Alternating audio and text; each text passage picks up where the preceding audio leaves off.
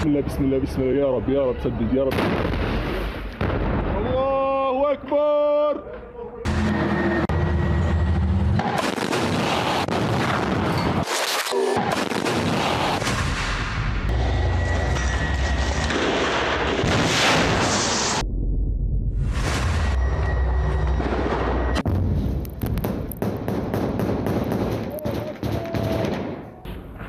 ويخزي وينصركم عليه. معلم روح يا معلم.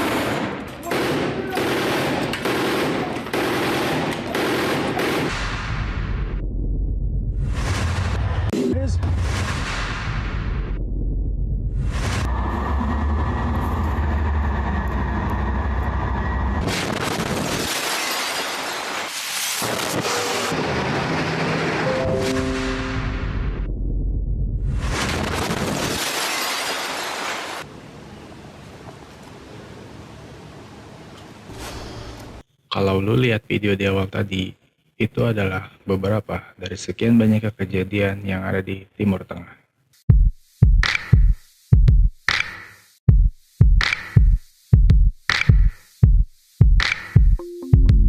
Beberapa waktu lalu, negara Suriah baru aja mengalami peristiwa penting dalam sejarah, yang dimana ketika pasukan pemberontak Hayat Tahrir al-Sham berhasil menguasai beberapa kota penting di Suriah, seperti Aleppo, Hama, Homs, dan juga ibu kota Damaskus. Lebih parahnya lagi, orang yang jadi nomor satu di negara tersebut, yaitu Presiden Bashar al-Assad, diketahui telah pergi meninggalkan Suriah menggunakan pesawat dari bandara Damaskus setelah ia diincar oleh para kelompok pemberontak di Suriah. Kalau kita bicara soal Timur Tengah, dari dulu itu emang gak pernah ada habisnya. Ya, mulai dari konflik Israel dan Hamas di Palestina, lalu meluas hingga Israel dan Hizbullah di Lebanon, krisis Laut Merah, Israel dan Yaman, hingga sampai konflik antara melibatkan beberapa negara antara lain Iran, Irak, Suriah, Yordania, dan juga Yaman. Semua itu terjadi karena ya siapa lagi kalau bukan Israel. Sebenarnya apa sih yang bikin negara-negara tersebut itu bisa sampai perang hingga sampai saat ini? Secara ringkasnya, penyebab terjadinya konflik di Timur Tengah itu terjadi karena perbedaan agama, rezim politik, dan juga suku etnik. Namun ada juga beberapa faktor lain yang membuat Timur Tengah pecah perang hingga sampai saat ini, ialah perebutan wilayah, bedanya bentuk pemerintahan, intervensi asing, kediktatoran pemimpin seperti yang dialami negara Suriah, lalu berdirinya kelompok-kelompok radikal seperti ISIS, sikap kesukuan dan etnosentrisme terhadap suku lain yang menimbulkan diskriminasi intoleran terhadap etnis tersebut juga mempengaruhi konflik-konflik tersebut. Kalau kalian bertanya, sejak kapan sih Timur Tengah ini mengalami konflik, mengalami peperangan yang sampai saat ini belum juga ketemu titik terang berkibarnya bendera perdamaian. Jauh dari itu, Timur Tengah ini emang dari awal berdirinya negara-negara yang saat ini ada itu udah diwarnai konflik.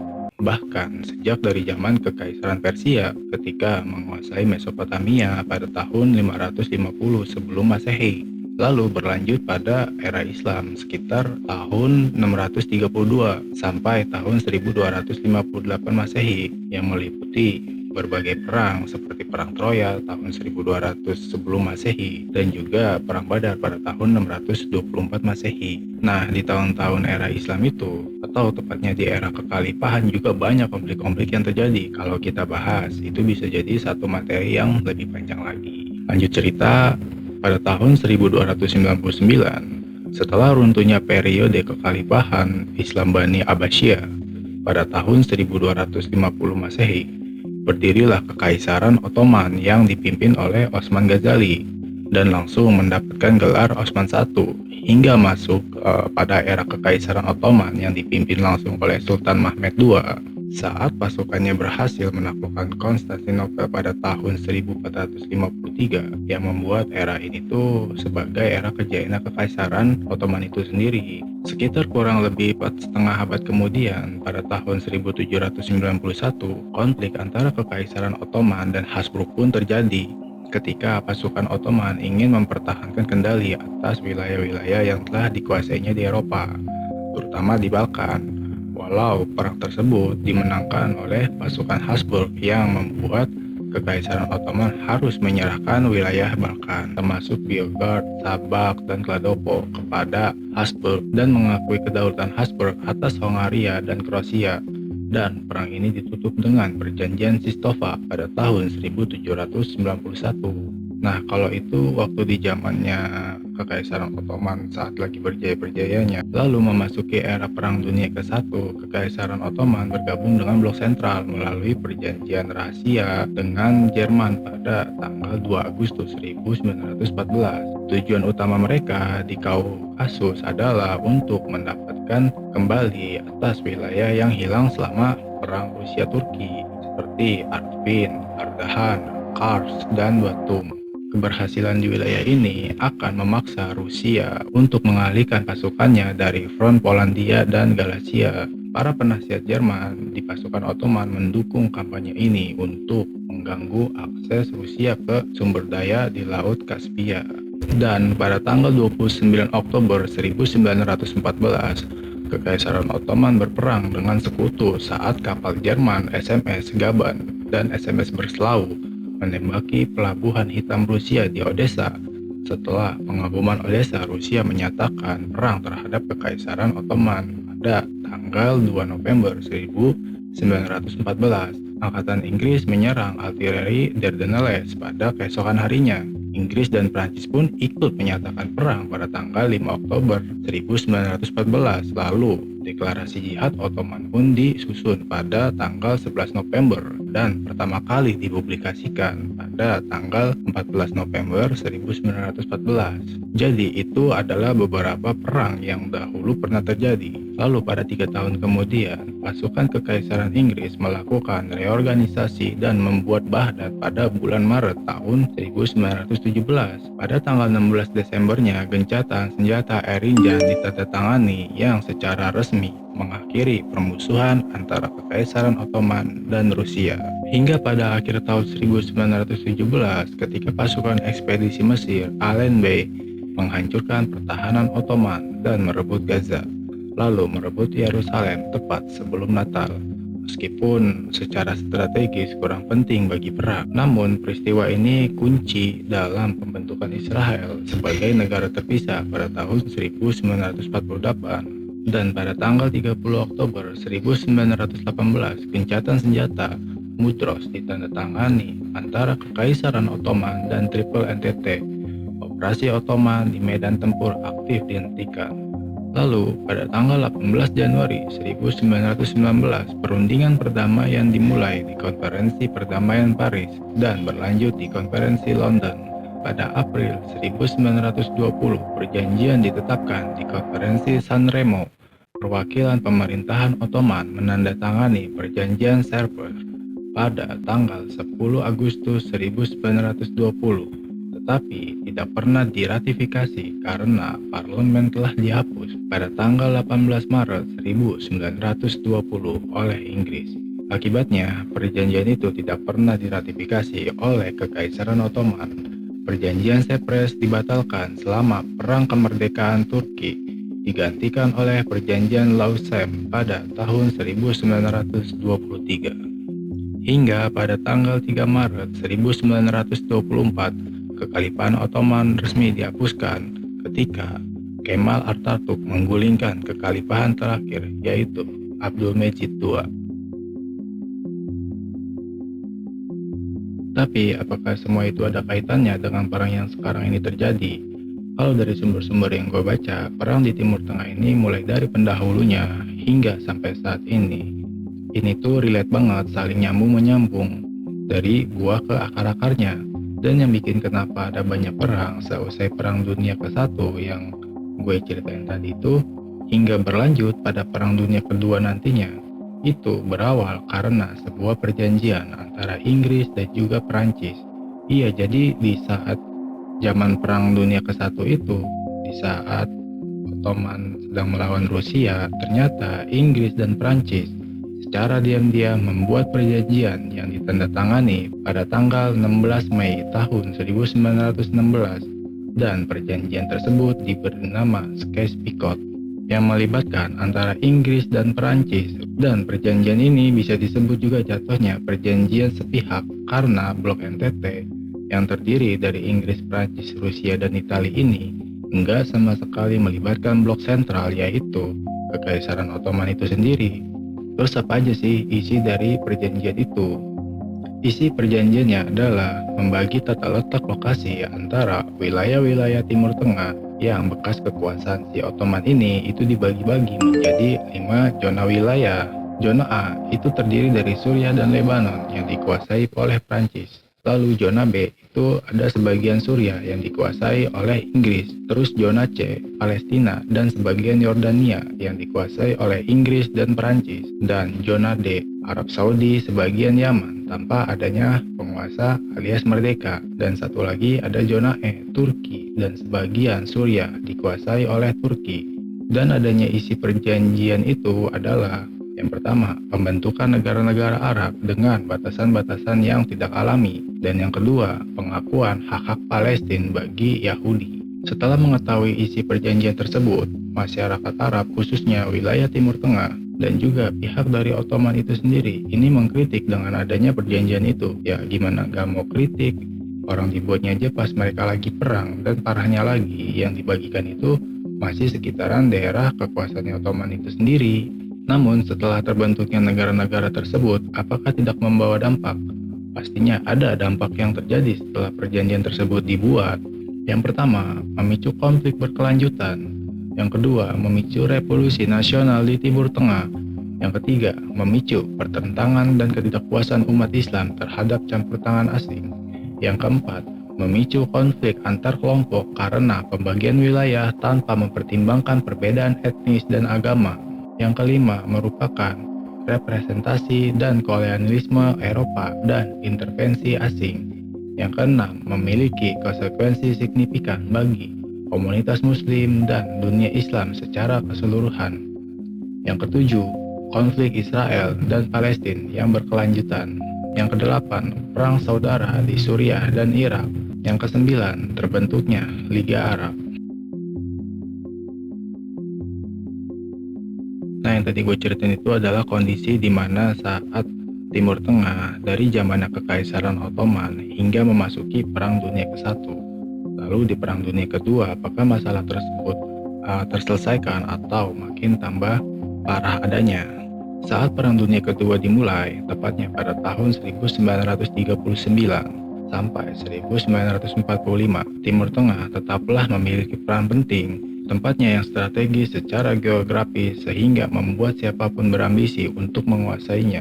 Tahun 1940 menandakan pecahnya perang antara Jerman dan Italia yang berniat ingin menguasai terusan Suez, jalur strategis yang dapat menghubungkan Eropa dan Asia, sehingga ambisi tersebut membuat Inggris dan Amerika Serikat beserta sekutunya harus bertempur di medan perang, walaupun hasil perang menyatakan kemenangan diperoleh oleh blok sekutu yaitu Inggris dan juga Amerika Serikat. Sekiranya ada 3 perang besar yang meliputi wilayah tersebut, tidak memungkinkan jika tidak terdapat dampak yang sangat signifikan, sebab perang-perang tersebut telah berhasil membuat perubahan besar pada politik Timur Tengah, termasuk pembentukan negara-negara baru, dan itu juga yang menjadi pertanda awalnya keterlibatan Amerika Serikat pada Timur Tengah hingga sampai saat ini. Setelah Perang Dunia Kedua usai, tepatnya tahun 1945, Britania Raya terlibat dalam konflik dengan Yahudi pada tahun 1947.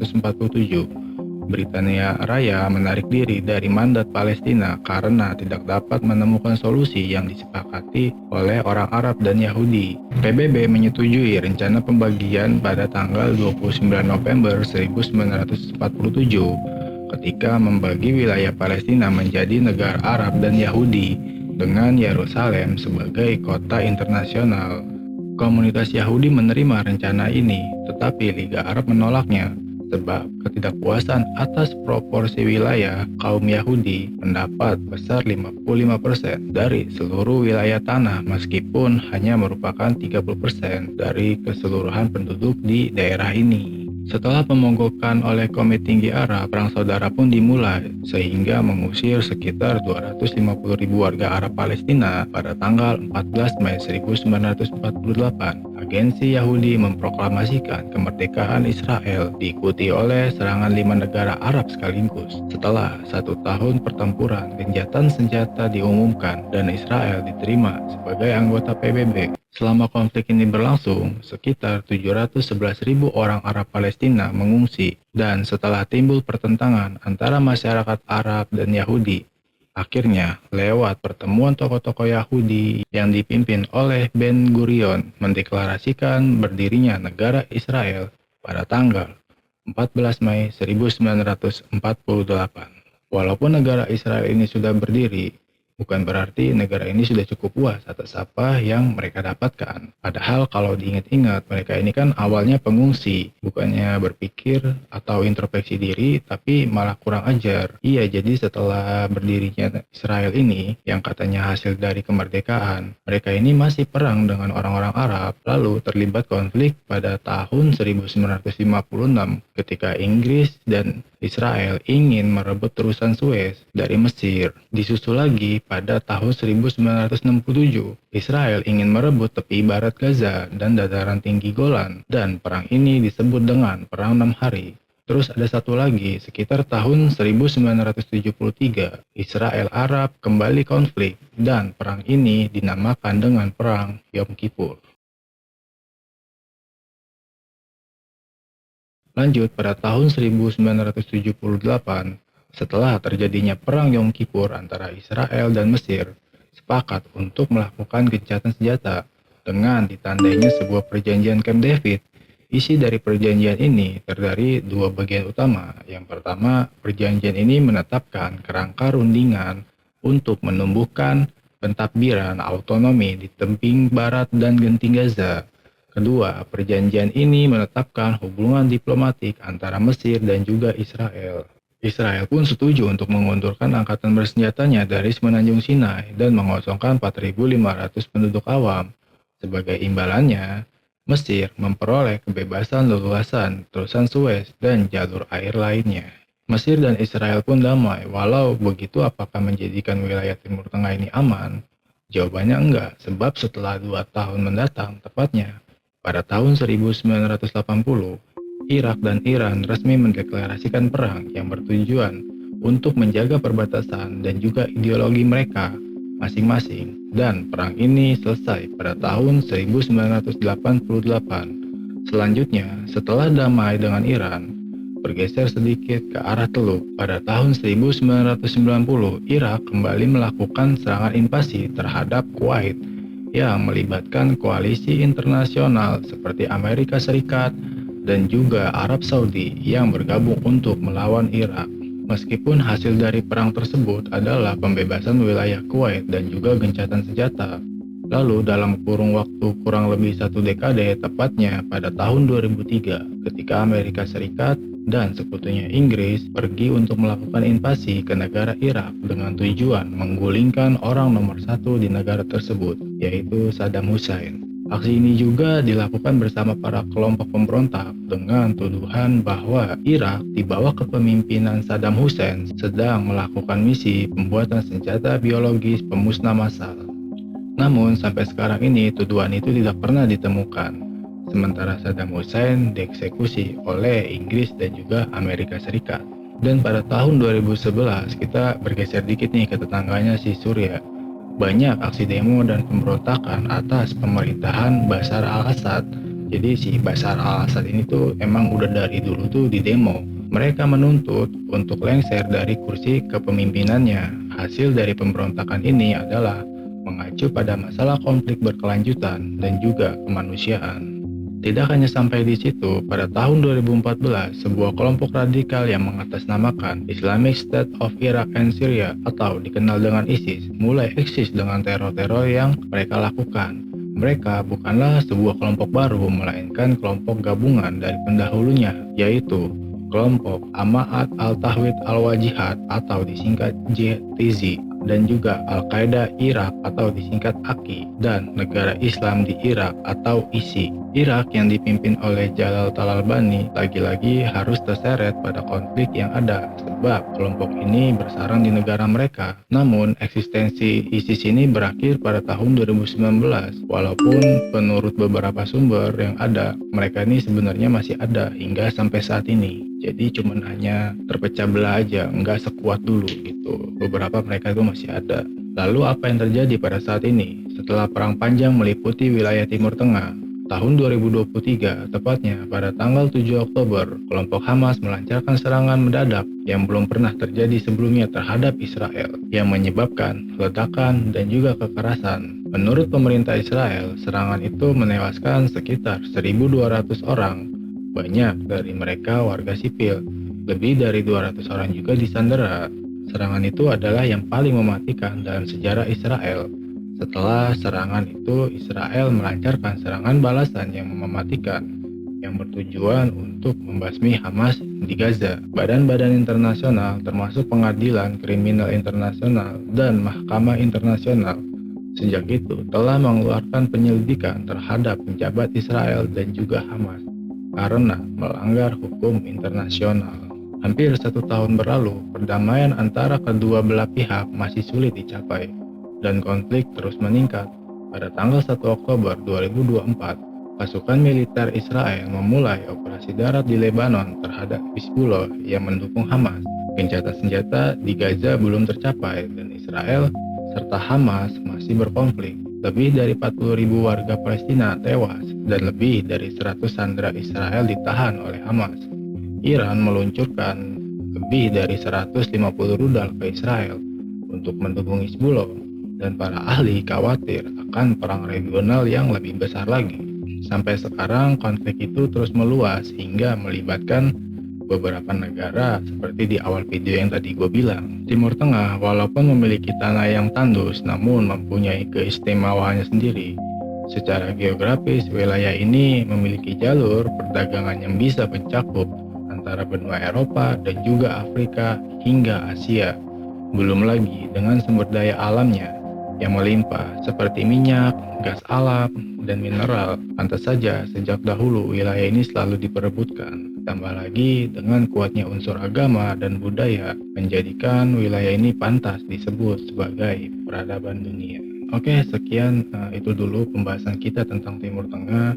Buat kalian yang suka sama video ini, tolong di like, komen, dan juga subscribe agar supaya gue semangat lagi buat bikin konten. Oke, thank you.